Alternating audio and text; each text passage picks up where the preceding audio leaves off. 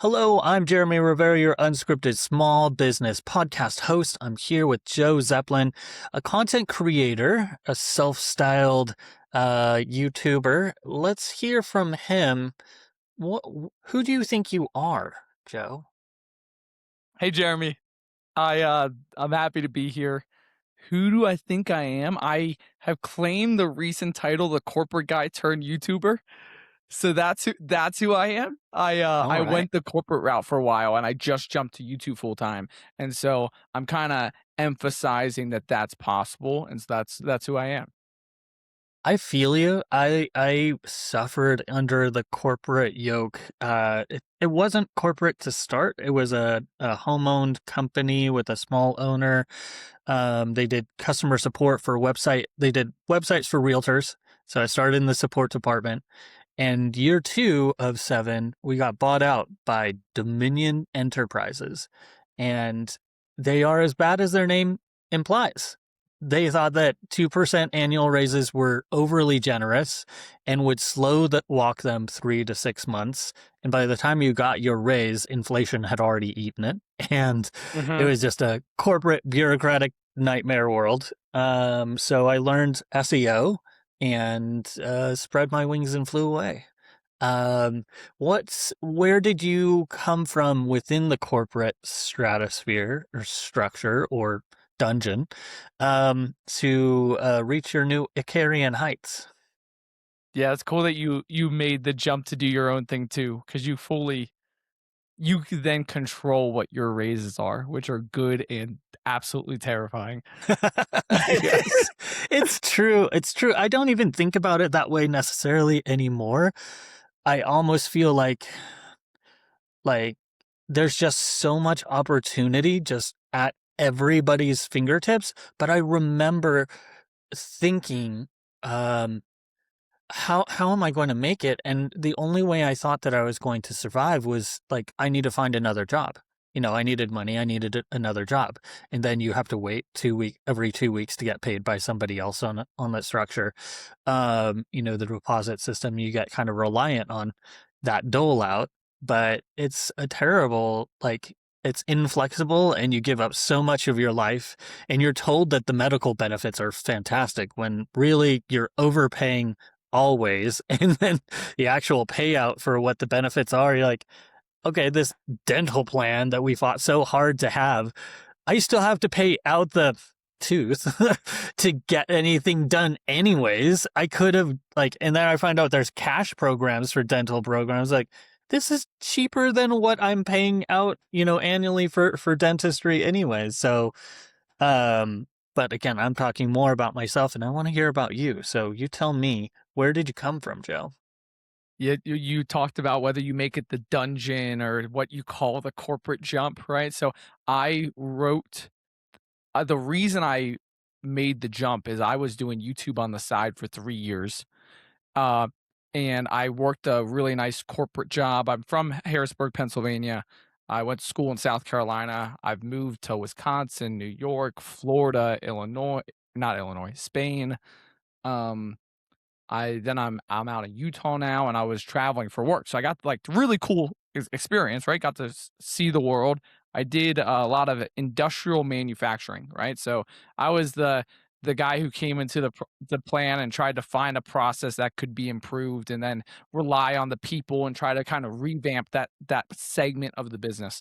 Um, Hard hat, steel toes. I loved it, and I did pretty good in that. Where I climbed into leadership roles of one plant, then four plants, and then 104 plants across the United States. So it was a really good, like, quick trajectory, all based on like really good sponsors I had, or not sponsors, I would say mentors. Mhm. And then, um, AI is automating a lot of different jobs, and you know that. And so if you're in the corporate world and you work on a computer, like I did essentially project management at that point, right? Those type of jobs can be automated really quickly because you can get the transcripts from the meeting. You can get the action takeaways. You can throw it into a software. It can notify everyone. Um, and so a huge part of the workforce got laid off, my job being one of those. And so I got laid off on a Friday. Saturday morning, I woke up and wrote down like why do I not so badly want to go back to another corporate job? You know, because like it's I didn't like the one I was in Yeah. and I wanted to do my own thing, but I was kind of treating it like a hobby. So I wrote essentially like a giant memoir, but I didn't call it a dungeon. I didn't call it a trap. I called it Alcatraz because I was just at Alcatraz recently. And I said, like, hey, I can go, I'm on the brink of the edge of the island and I can try to make a jump to the coast and swim and see if I can make it doing my own thing. Or I can go back into my cold, dark cell. And I wrote out this whole thing and said, screw it, I'm making the jump. And so that happened about 5 months ago, 4 months ago now. And we're still doing it. So it's terrifying. I feel like, you know, there's been this unwritten social rule of like, come work for us, we'll take care of you. We're family, you know. I don't think that that was ever true, but I feel like the flip side of things of, yeah, AI can replace your workers now, but now those workers can now replace your company a lot Exactly. easier. Yeah, you're 100% right. Because like, if you're working for someone else, that's a threat that you're competing with. But if you're working for yourself, those are assets that now you can use to grow your own business. So it makes total sense for more people to double down on themselves during this time because it's never been easier to build an app, build a website, go essentially have access to a coach. You know, anytime I don't know how to do something, I ask it. Like, I have a business coach, I have a brand manager coach, I have an email response agent. I made all these little agents that essentially coach me and kind of put me down a direction, help me think through problems. Um, and SEO too. SEO is a coach too. Tell me about what are the specific steps? Like somebody's in small business or they're thinking about launching a small business. There's an aspect of these AI tools, and I'm learning and updating. I mean, I'm literally in the background while we're chatting, Claude Code right now is updating my Jeremy Rivera SEO consulting site. So I use these So tools cool. all the time, but there's one aspect of it that I'm still wrapping my head around, and that's when people use the term agent or agentic, and what is the actual process, physical, like they wrote driest, like I'm going to turn it into an action item through Claude afterward, trust me. But give me the SOP for, making an agent. Like, what does that look like? What are your guidelines around that? How do you make it not hallucinate and be useless, but be filled with actually useful context to solve whatever it is you're trying to come up with?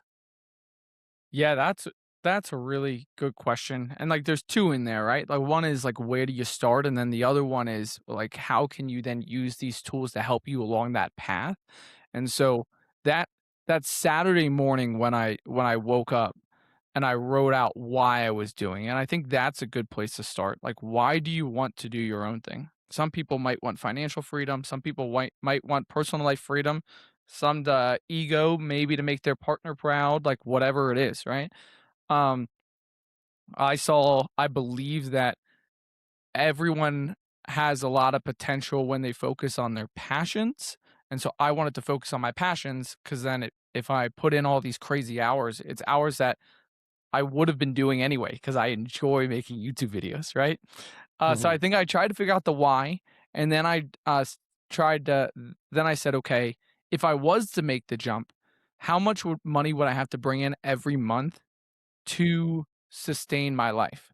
And I just like I did use Claude, I used ChatGPT, I put in my banks a little bit of my bank transactions and stuff like that, and I got an idea of okay, here's how much money you have to bring in every month. So day one, understand the why. Day two, set a financial goal.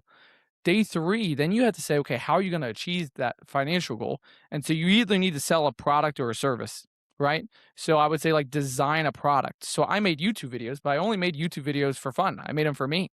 But I realized that people also pay people to make YouTube videos. Like I talk about softwares.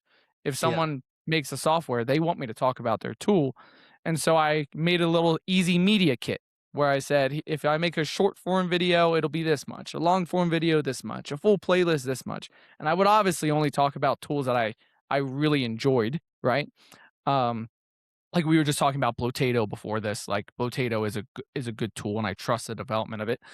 Um, and then day 4, then once you have the product, you have to sell that product, and that's where I started using Claude and using what I call like an agent, right?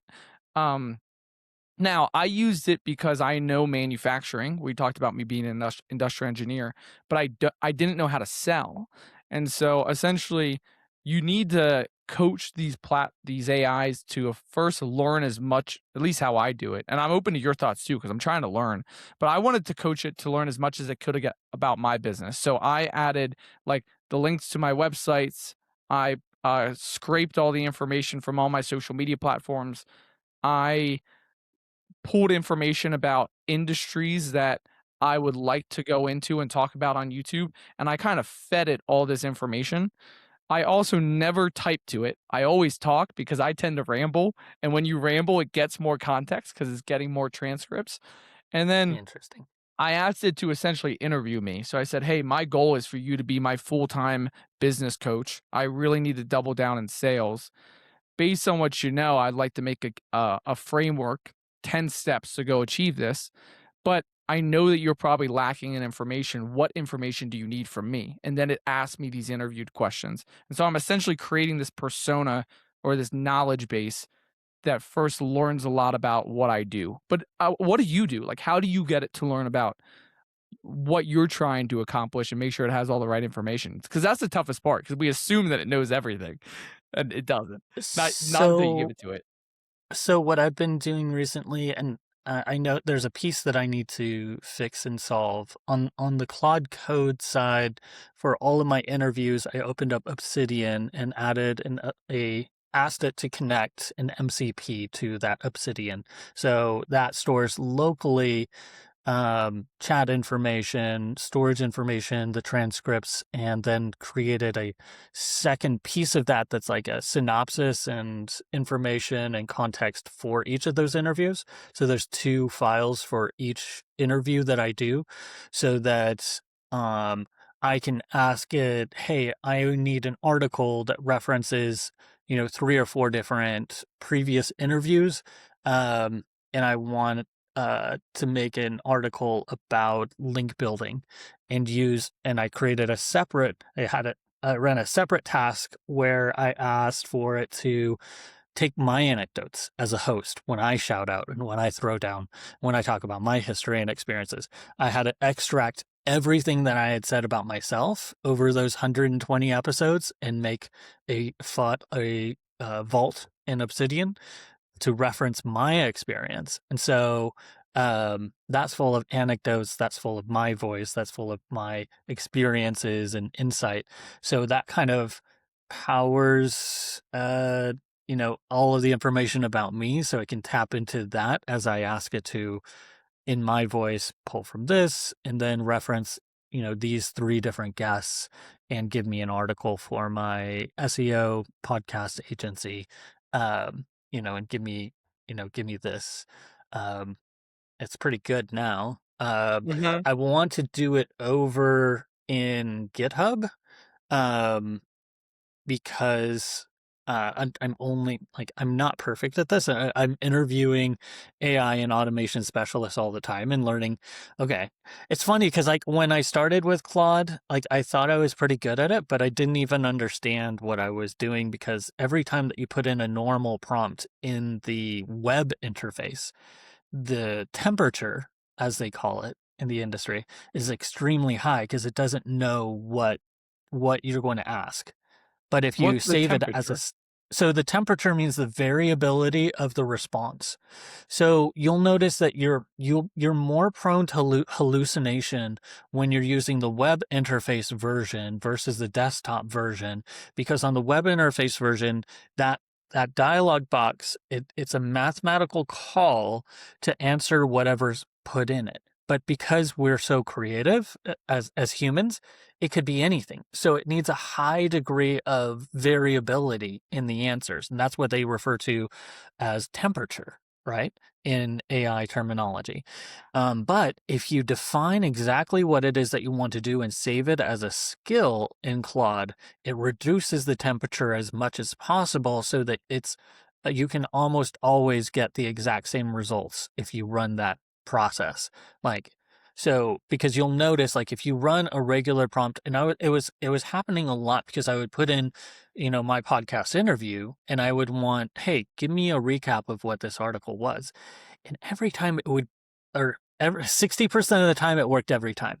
60% of the time it gave me a recap, and then I would be skimming through, and it would have created a section of text that I know that I didn't say or that a guest didn't say. And that's obviously a problem.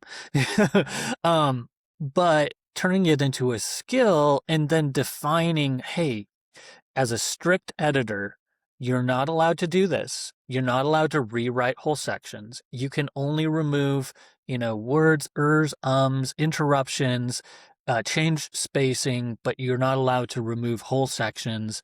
Like there's been like a whole disaster area of like, yeah, I realized that it was, like I told it to add call to action sections like as buttons is what I meant, but it was rewriting sections of my spoken verbiage to Mhm. promote my stuff. I'm like, I Yeah. didn't say that. That's not what I told you. So you have to be very specific about it. But what I found is, the normal prompt on the website version of Claude was very, very interpretive, very hallucinogenic. But the desktop version using skills now I haven't detected because I added a second process to tell me how well did I follow those rules. Double check and give me a report of what percentage of content was edited out and if there's anything significant what was left out so that I can like spot check, oh, you took out my favorite sentence. Well, then I'm putting that back in. But that's been kind of my journey of making the AI tools remember. And I did an interview with a guy who created something called Uproot HQ. It's supposed to be a memory layer, an application for Apple for OS that does a similar process to Obsidian. I can't use it because I'm still stuck on Windows and he hasn't released it yet. But there are you can do that. I understand you can also use GitHub and connect it as a repository to store more long term because I am consistently on desktop running into your chat is too long. I'm compressing this information. Your chat is too long. And that Yeah. means it can't retrieve that older information and retain it and refer to it. It's weird because it can reference other chats if you tell it to, but it seems to not want to behave like that. Mhm. And are you using on the desktop version predominantly Claude Code, or do you use Cowork or Chat? What's your split? It's mostly so I actually have both open and I use Claude Code on dangerously skip permissions mode. Because I'm suicidal, apparently. But mostly because I have Royal MCP connected to my WordPress sites Yep. and I let it make edits dangerously because I can get so much more done. And it asks for fewer, like it's less stops. Like I've tried it on Claude desktop and it hasn't been as fun because it's constantly, oh, are you sure you want to do that? Yes, I told you to fix the about page based off of this. So I want it to be aggressive. Um, but not that's not everyone's cup of tea. But yeah, for the most part, I use both chat desktop, Google Claude chat desktop, and then Google Claude code, which I needed Mason McCumber. He's a previous interview. He actually had to AnyDesk into my system and actually get it to work correctly. Mhm. So, but now I'm using Claude code, at least for a lot of my web projects. Yeah, that is one that I need to learn more about. I went left to right, so I was chat for a while, and then I was like, "Oh, cowork's kind of crazy because of the file referencing." So I was like, "Okay, this is." I did Claude chat plus projects initially, and I would load up the instructions of what I needed it to do, and then, but then I had to always update self update those instructions. So I saw, hey, Claude Cowork, you can kind of have it go reference files on your computer where it saves memories for topics of discussion. And I'm not, I would say, on skill set of AI vocabulary. I think, I mean, I was using the tools for a while. I mean, I was using ChatGPT in 2022 and I was showing all the people at the plant. I was like, guys, this is crazy. Like, it could do your emails. And they were like, this is nuts. And now everyone jumped to, then the transition came to where like Claude was on the rise. But the rise of Claude is like predominantly the hype is around Claude Code. And I don't know Claude Code that well. So I'm kind of forced to not forced to, but I'm limiting myself, I know, by only using these other ones. But also when I talk on YouTube, right? Like there's an audience for people who only want to watch the very technical Claude Code videos, but Yeah. that's not the masses, and I'm not a No, it's not. representative of the masses either. Yeah. Or I am a representative, I would say, like of the masses. Like, know a little bit of computer skills would be dangerous. Let's see what we can do in these other two. But then I hear things that like you just mentioned, and I'm like, gosh, I'm limiting myself, right? So it's a fun dilemma of how much do you use it to improve your operations of your business, Hmm. but another time you just have to sit in the operations of your business and Yeah. kinda, like, work the funnel, right? So but I always wanna be designing if I could, right? So I'm curious. You're living my son's dream life. You know, he's 8, but he says that he wants to be a YouTuber.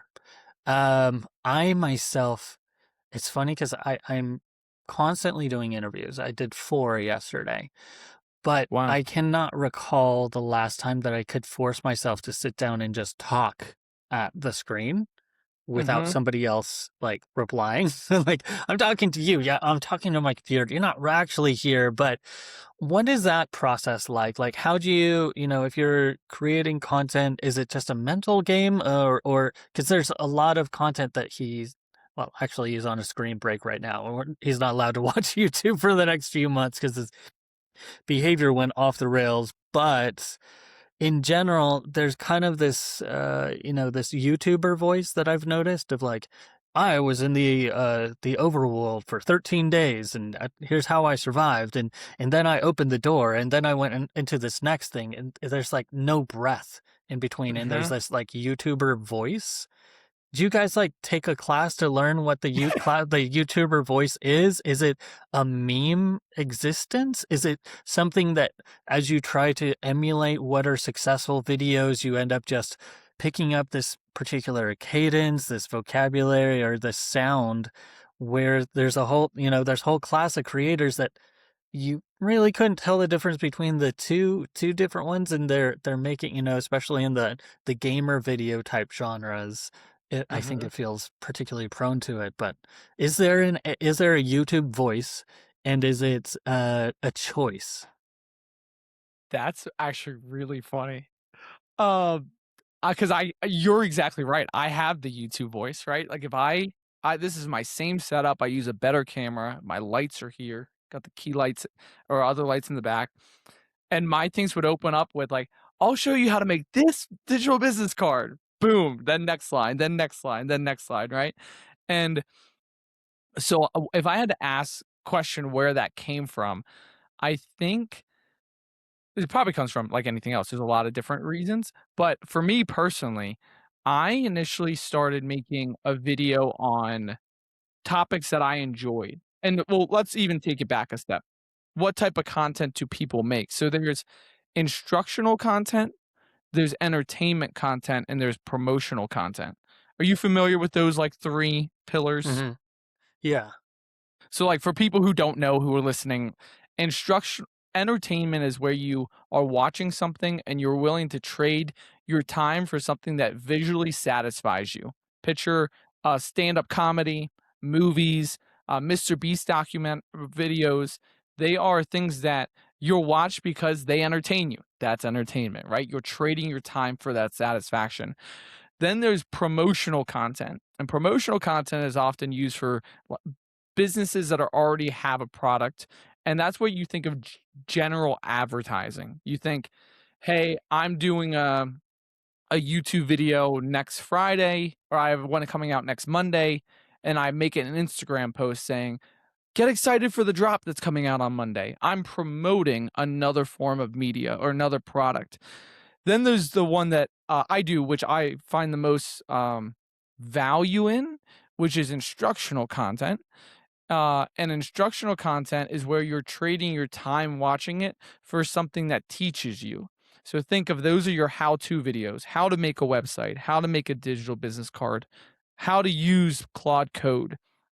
And so I think the voice probably depends on what um what type of media you're making. But for me, let's imagine I make instructional content. If I make a video, we have a great video on how to make a digital business card. It's our most popular video on the channel. We also have a couple on how to schedule social media posts. If I if someone is researching on their side, how do I schedule social media posts? And they see that in my title, they see that in my thumbnail, and they click the video, and I'm doing anything but showing them how to schedule a social media post, they're going to drop off right away. And that's going to hurt retention. And then YouTube's not going to promote that video. And so, what you kind of do with instructional content is you try to show the audience that you are who you say you are, and you're going to show them how to do that thing. So, I would say, like, I'll show you how to schedule posts, automate social media messaging, and track your analytics in this detailed step-by-step tutorial. That's like 8 seconds. And while I'm saying that on the screen, I might show a preview of all of those 3 things. So now they're like, "Oh, there's a person talking, there's screen recordings, we're gonna talk through these 3 things." And I also make sure that those 3 things are SEO words, so when the YouTube takes the transcript, it's more likely to recommend my stuff. Um, so I think the YouTube, um, I would say, what did you call it? YouTube voice? I think the YouTube voice is probably people studying their analytics and seeing what keeps the highest retention. But then you also have people who do podcasts and they talk for 3 hours and there's pauses and there's breaks and it's beautiful. And I listen to those, right? So I don't know where that there's an appetite for both. The correct audience members are going to find you for both. I think you just be consistent and be yourself, and then the right audience will probably stick with you. But I tend to be the let's fly through it type guy on the videos, right? So, what is your objective in what you're doing to make more YouTubers and competition for you, or make small business, make people who are in corpo structures realize that they don't have to be and can do X, Y, Z, P, D, Q? Is there a consulting aspect of what you're doing, or are you mostly just creating content that to aimed to support the person that's doing those searches? They're on YouTube looking for information to free them from their shackles, so to speak. So, where, as far as like a business plan for yourself, where do you see your services fitting, or do you see yourself as a service vendor or as just a content creator? Yeah, I think definitely the content creator side. And I want to satisfy the people who are trying to solve that task. I want to be the video that helps them solve that in the quickest and cheapest way. So almost all the tools that I talk about have a free version, right? They all are relatively really easy to use. And if they're complex but popular, I try to make them simple. I try to make those complex tools simple. I would think if you look at the people watching those videos, right, you might have other small businesses who are really struggling to make their first logo or to figure out how to grow their sales or how to grow their social media. Most of our stuff is on social media management. They rather be selling coffee, right? My girlfriend, she runs a coffee shop business. She'd rather be selling coffee, but she can't do that because as frequently because she has to run her social media. So how do we make that quicker for her, right? Some people, we have a lot of videos for students on how to really try to learn the most while they're in school for 4 years and how to network and stuff like that. Like the goal is progress. I always like to say my progress is my happiness. And I like to think that people who are searching something about what we make videos for, they're trying to progress in that thing. Um, so I think that's probably it. Um, and then as I've started to do it, I realized that there's an audience for everything. So, like, do you have it? What are some of your hobbies outside of podcasting? Well, I just picked up karate. Started in September and did a couple tournaments. I'm testing this week to graduate to orange belt, which Let's go. isn't Cool. that high, but it's definitely been a learning experience. Let's see. I also am an avid fan of learning languages. I'm conversational in German, Japanese, Spanish, and French. Um, but yeah, I was literally just thinking this morning about starting another podcast of unscripted languages just to interview That'd be so cool. different content creators in the language space to get to learn how they approach learning languages differently. But yeah, those are a couple of my other niche. Oh, and board games, 100%. I've got 45 board games on that wall over Let's there that you go. can't see. So Oh, they're so much fun. Yeah, I saw the uh yeah. photo in the back, and then as you talk about it, you design your things in the back well based on your hobbies, right? Because they're all there. And Yeah, I you make these wire flowers. I'm starting the Beskar bouquet, little mini brand of little wire sculptures, Pokemon and dragons that I've been doing that since I was a teenager, annoying my wife with my future wife with yet another rose that I made for her. This is nice, Jeremy. And then I show other people like, oh, that's amazing. Like, I wish my yeah, wife appreciated my art as much as you. hey man, it's all about how frequently like exposure, right? Like if like you and I are deep in AI, but if someone came out with a new feature, we still might be like, wow, but if someone had never seen it, they're gonna freak out, right? Like that's with Yeah. everything. But that's what I mean, right? There would be an audience if you did like karate entertainment or in karate instructional. If you did personal uh, like like personal metal work and how to build beautiful things, there's an audience for that. And if you did board games and said like here's your strategies for these great board games, there's an audience for that too, right? Because people are interested in so many things. And all you have to do is talk about those things and show that you're passionate about it. And so that's what I'm starting to learn from doing YouTube is I initially did it of how can I provide value in something that I'm good in, which is, hey, I'm good in softwares. Let me teach people these softwares. But just how you love karate, right? And you're getting your orange belt. I love fishing, right? So I'm rigging up I have a little John boat. I'm rigging it up with GoPros on all the sides. And I'm going to do a podcast on a boat where I bring someone out. We go out in nature. We just cruise a little bit and we talk on the boat. And granted, water, microphones, sound, it's going to be so difficult to figure out. But I know that I enjoy fishing. Other people enjoy fishing. Nature brings long conversations, and there would be an audience for that. So that's what I'm starting to learn, where people can pursue their passions in and sell, but you can also just pursue your passions and document it, and other people who are interested in that stuff will tune into you. And so, and then you can then down the road, you can spend your day doing what you like and hopefully find some way to monetize it, right? Uh, and that's the next move. Now that I'm realizing that, I'm like, "Oh crap, what else would I do with my life if I could just record it all?" Two two questions. I mean, obviously not everybody's meant for to be in front of the camera. There are people who like I tell them how many podcasts I've recorded and they're like, that's insane. Like How many? I can oh well 120 in the last year.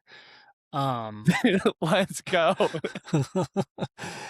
it it hasn't felt like that much, but I was doing the math. I was like setting up that Obsidian, database and like, okay, this is taking a long time to calculate how many interviews that I've even processed. And I'm like, oh, okay, well that's why.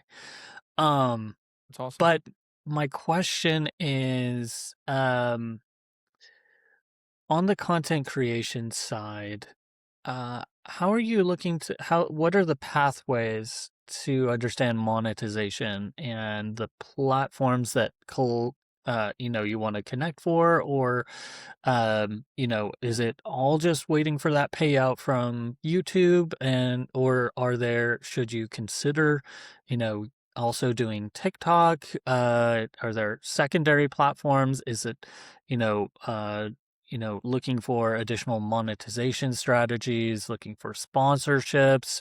Like, let's get into the money side of things. Because if you're proposing, anything, you can create content for any niche, but can any niche support the content you're creating from a monetary perspective?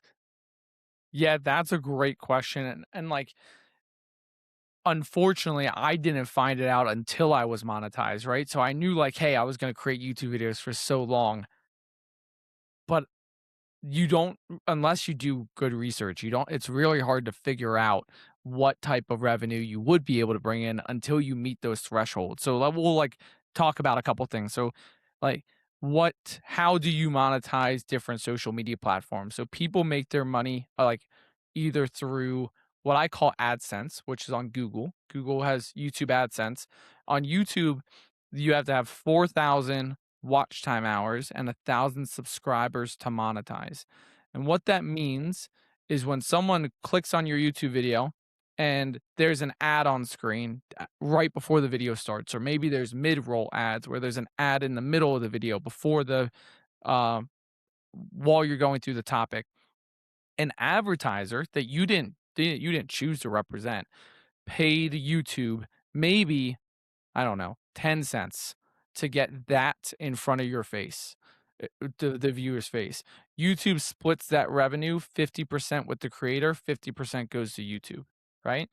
Now, so that's one way. You meet the minimum thresholds to monetize. Watch time hours is how many hours your videos are on screens across the globe, and you have to hit 4,000 in the last 365 days, meaning, which was crazy because I had 4,000 hours, but I didn't have it in the last time period, right?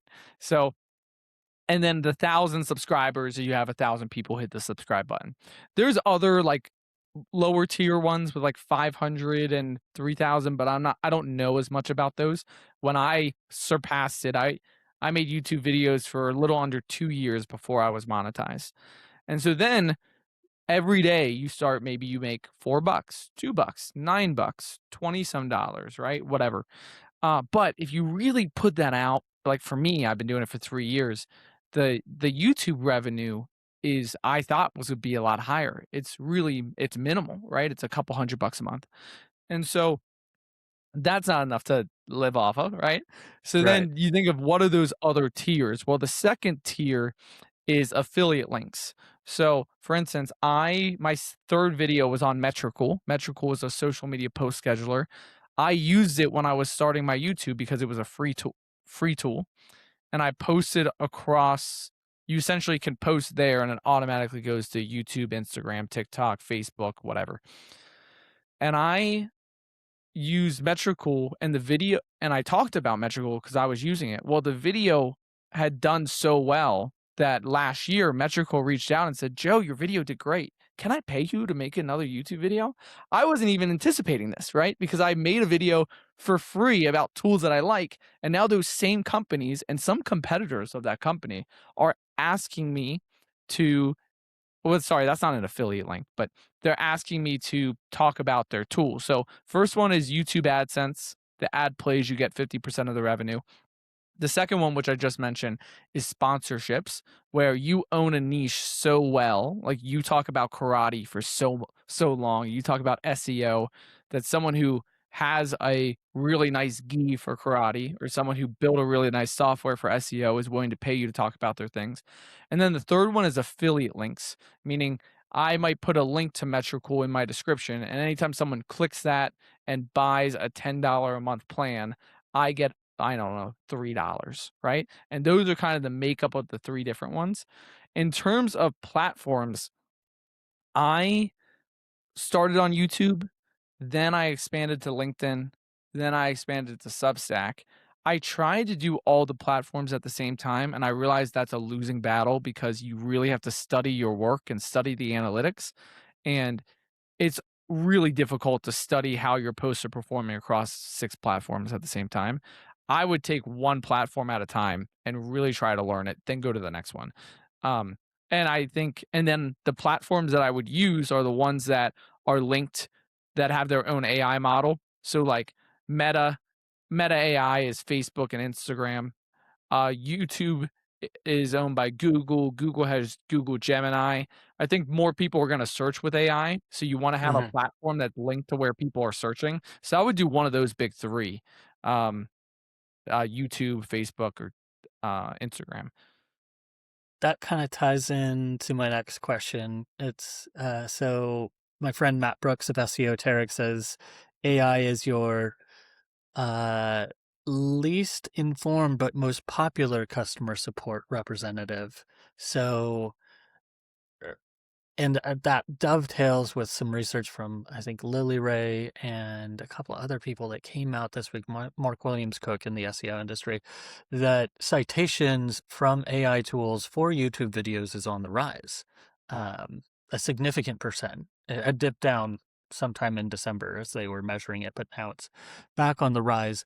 Do you think that's like a sustainable trend that as the answer to more things comes at your fingertips of the easy stuff, that the knowledge domain is going to continue to be in the creator's hands? I I think exposure to new skills, or like you said, exposure to new skills is going to grow because of AI's ability not only to present you with that information that you're seeking, but also a way to frame that information in a way that you understand. And if you're more likely to pick up new skills quicker that give you a general understanding of what to do next, then I think you're more likely to then seek out what the next, I would say, like advanced step is for that skill, whatever the next thing you're supposed to be doing. And you can either continue to go through AI, or you could go search from an influencer who's talking about that. It's hard for me to say which route people would go, but I think that the person who's talking about technical information might historically only been able to their viewers might have only been extremely technical, and they were able to be extremely technical because they put in the work. Like you've been doing SEO for 2 decades, right? But now other people are going to be able to learn some things a lot quicker that might encourage them to expose themselves to the more technical thing. And I can see that on my side. So I only had a quarter of 1% of my views come from ChatGPT. You can see external, and I had a quarter of 1%. Now, last time I did a podcast, I checked, it was 2.5%, and that was like 3 months ago. And the way I did that is I started doing podcasts essentially. I didn't only want to do self promoted content, but I want Mhm. you to promote me. I want to promote you. I want to promote Metricool. I want Metricool to put my blog on their website and kind of teach these algorithms that um, cross promotional backlinks show that we're a better formed, better reference individual. And how did I know that? Well, I asked ChatGPT. I didn't even know Claude at the time, and I said, "How well am I showing up in search results?" He said, "Not well. You only do self-promoted content. Here's everything you should do." And then I started doing those things. So I think the exposure to more technical stuff becomes easier as these tools teach you the basics.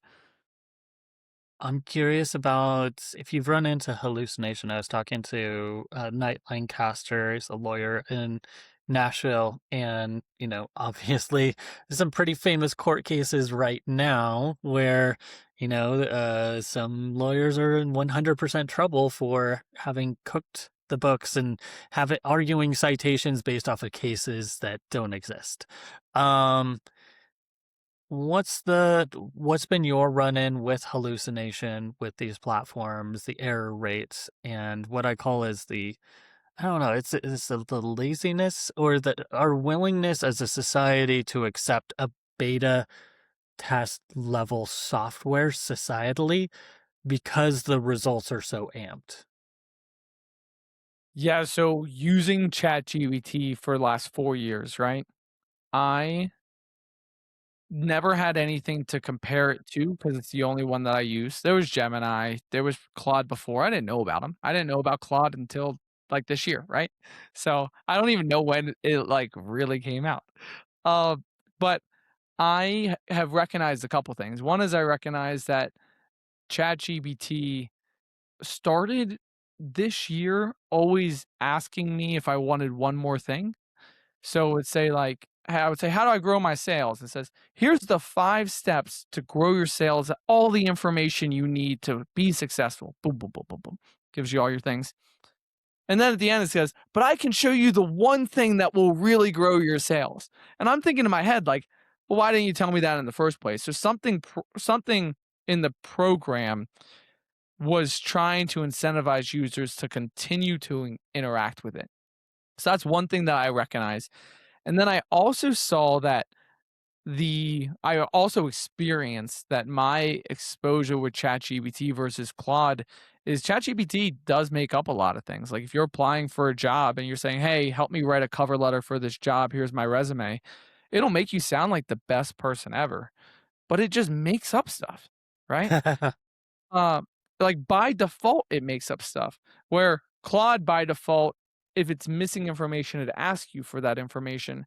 And so I think if I asked what the color of the sky was today, and I don't know, ChatGPT said, "Hey, it's blue and slightly cloudy," and I kept telling it, "No, it's storming outside. It's storming. Tell me it's storming."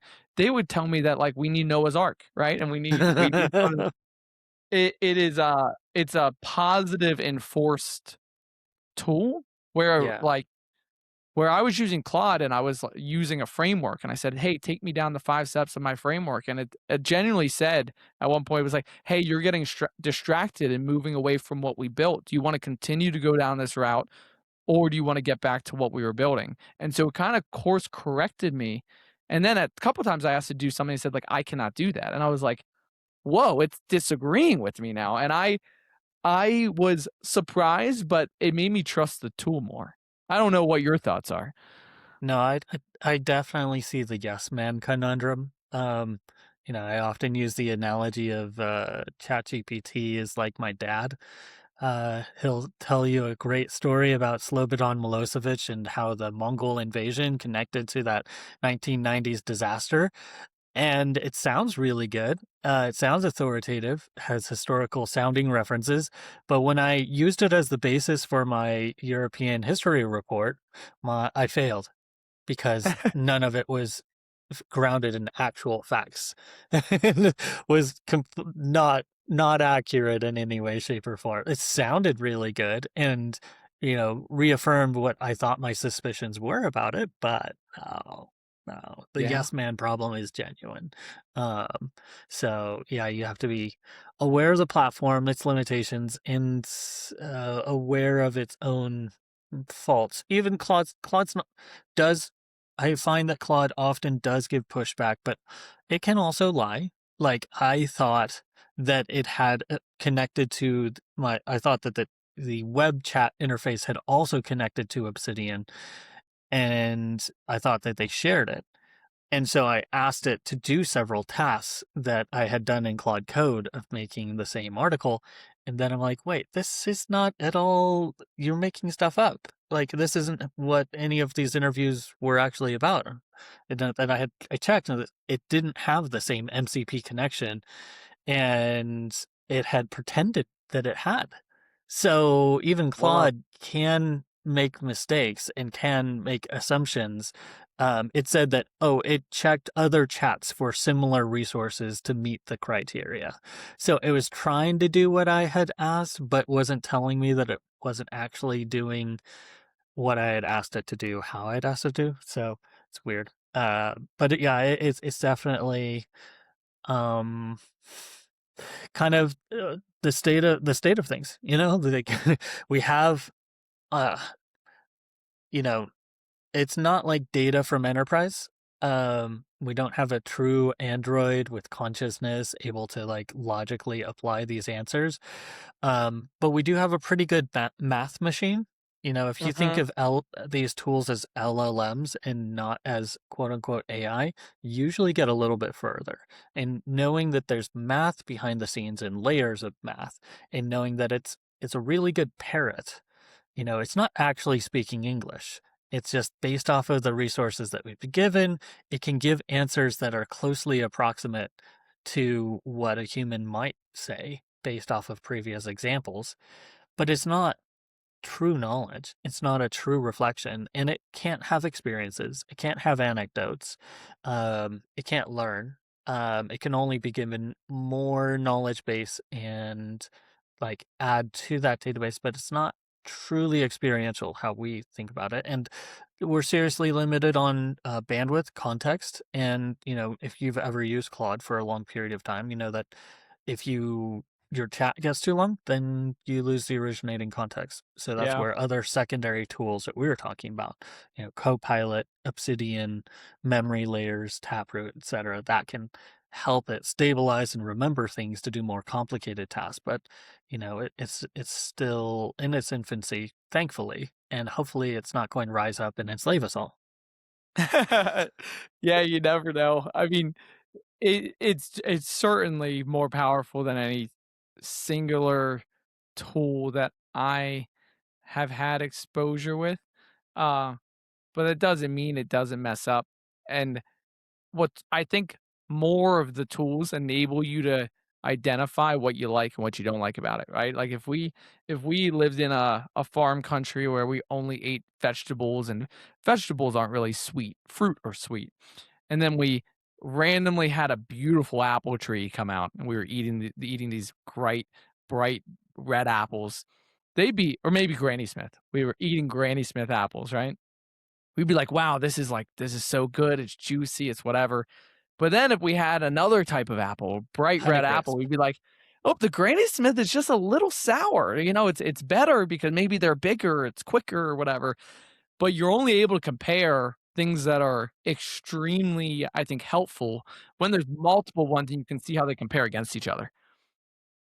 I'm curious. Last question is, before you came on the show, was there any question that you hoped that I would ask you that I haven't asked yet?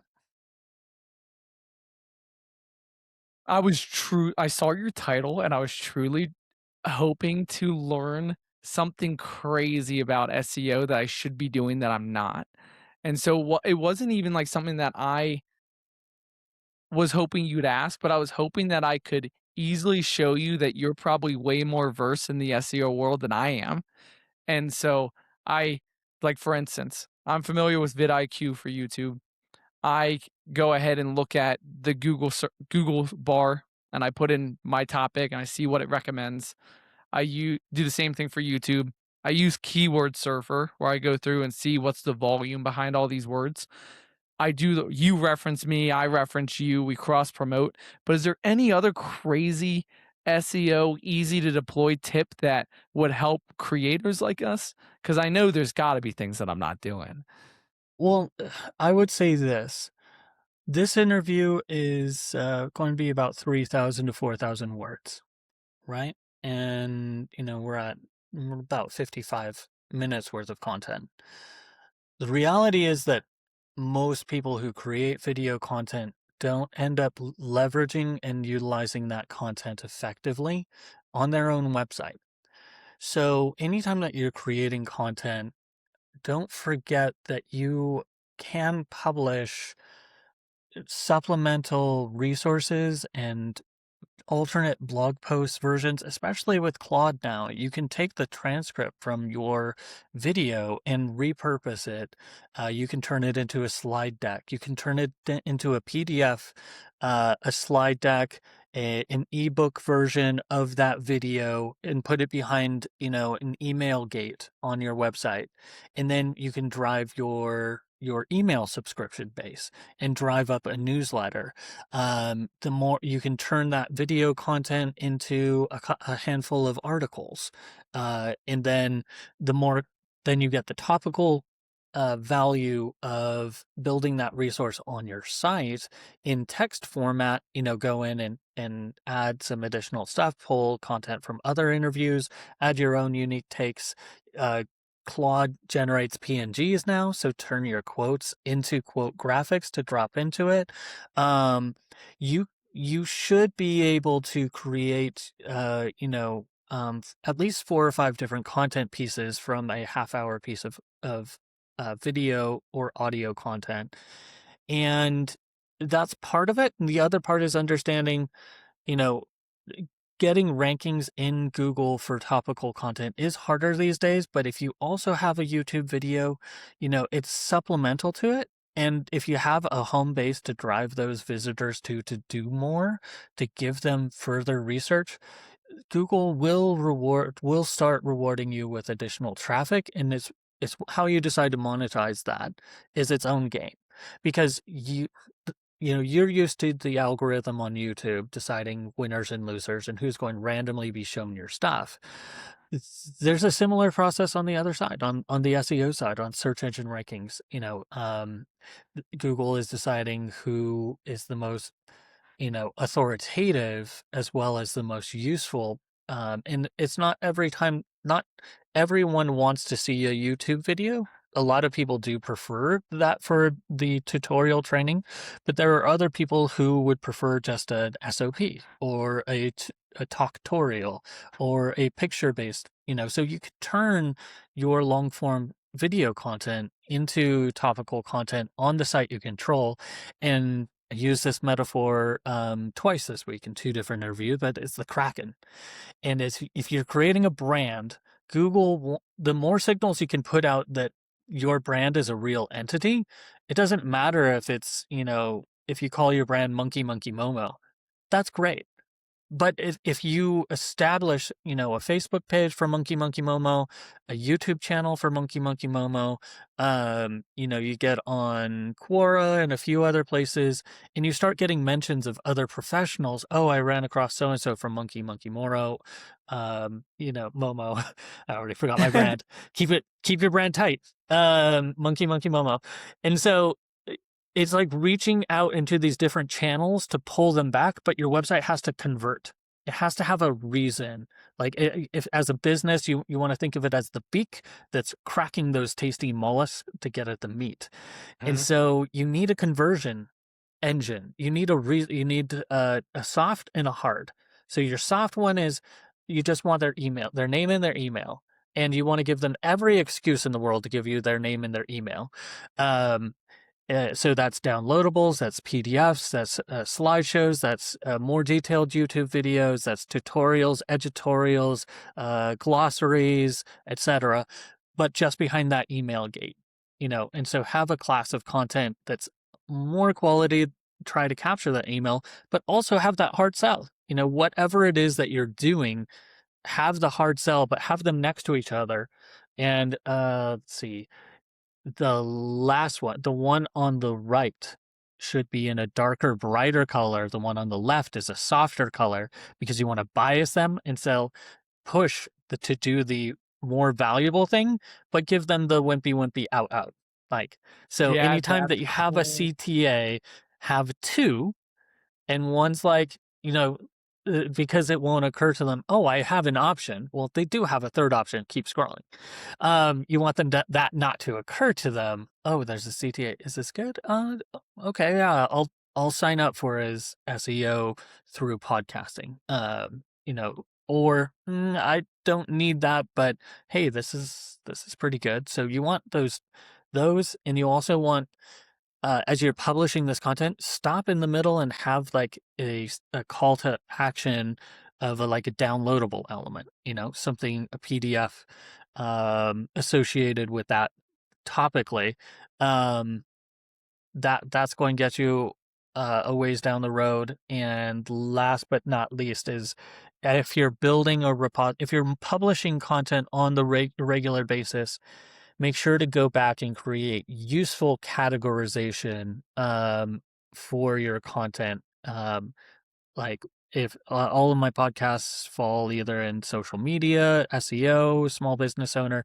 So I created these topical hubs that then link out to the different interviews and posts that I've done. Okay, so when you have a call to action, have two different ones. The other piece of advice is when you're creating that topical content of your blog post, don't forget to tell them to do something further down the funnel. Like if you think about like they're there for whatever, topically that thing is.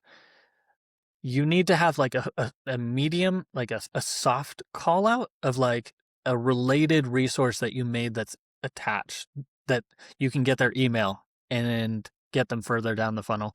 But don't forget the hard call out at the bottom of like, hey, work with me, pay me to do stuff, buy my stuff. Like there's so many blogs that I've audited, so many sites that I've audited, and I look at their blog posts. I'm like, okay, that's a useful, that's a description of what to do if you have a leaky faucet, but you never said how you can help with my leaky faucet. And you didn't have a call out section to start work with you. Like, so there was this phase of time where people just like, oh, I have to blog. I own a website. I have a business. I have to blog.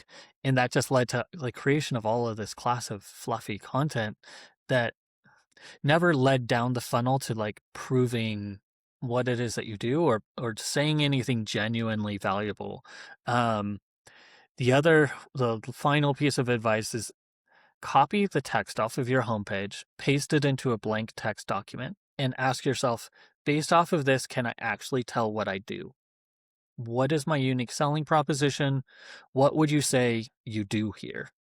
Like office space style, like just ask, because I've done it dozens of times where I copied the homepage text and it's like, we have the best customer service and, our delivery times are insanely fast and you'll be super happy. And it sounds good from a sales perspective because then you have the image behind it Yeah. of whatever it is they do. But if you read the text, you realize I never said what city I work out of. And I only do services in the city. If you ask them, like, where do you do business? Oh, just in Cookeville, Tennessee. Okay, well, you never said where you're located, just that you were, a contractor, like a general contractor, a house, a residential only, a commercial contractor. You're best in the industry. What industry? You never said it. So there's so many times. Go back to your homepage. Did you clearly say what it is that you do? Is question one. And two, did you prove that you do it well? Because it's your site. You can prove it, can't you? If you can't, you got a problem. You need to fix that. Like, go do the work and get the reviews and get the testimonial and get the photos of you building the thing to prove that you can do it well. So, like, do it, show that you do it. That's it. Yeah, well, I was checking out your site, Jeremy. You definitely show that you do it, right? I It's impressive. Your podcast goes up right away after it's recorded. You have these systems in place, so you're doing it yourself. I'd love to continue to talk to you another time and learn more about this type of stuff because I work from home. I don't go to conventions. I talk to people there and I do work here, right? And so the way I learn is from talking to people like you. So truly, thanks for sharing all your geniuses with me. I'm happy it turned into as much of a dialogue as an interview of you. So Dialogues are give a better. shout out of your channel. Hopefully you have a website. If you have a website, the URL. Can people? What's your favorite social channel that people can connect and chat? Find and watch your videos for hours so that you can make some money. Yeah, absolutely. So our main channel is YouTube. Our title is The Corporate Guy Turned YouTuber, because we've shown that anyone can do their own craft by talking about what they're interested in online. On LinkedIn, we're Joe Zeppelin, Zeplin. My friends call me Red Zeppelin because I'm a ginger, right? Uh, and then on Substack, we are the corporate guy turned YouTuber. Our website is joezeppelin.com. It's actually just has a giant revamp. It's coming out in 2 weeks. It's going to be awesome. Uh, and it does answer what I do if I just took the text. But those Awesome. are our four platforms. And then our content is essentially to help small business owners or creators optimize their social media in a way where they can spend more time creating and talking about what they like and having their social media work for them in the background. Love it. Thanks so much for the conversation, Joe. Yeah, Jeremy, you're the man. Appreciate it.